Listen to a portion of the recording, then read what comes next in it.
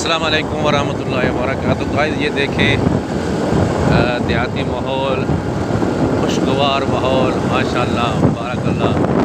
ये देखें,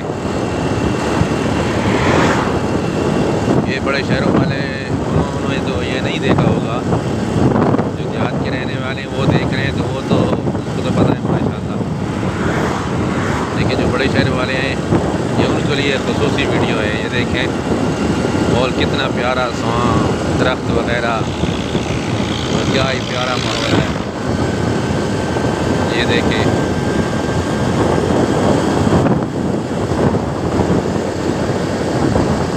इस रोड पे मोटरसाइकिल पे जाते हुए बड़ा ही मज़ा आता है, क्योंकि ऑक्सीजन फ्री मिकदार में मिलती है इंसान को, फ्री मिकदार में ऑक्सीजन।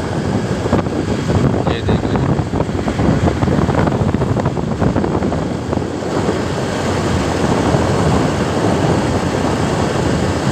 ये देखिए लुत्फ़अंदोज़ हो।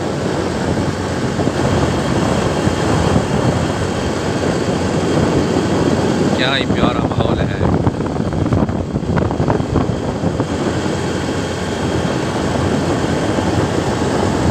पुरसकून और खुशगवार। ये देखिए बाग लगे हुए हैं।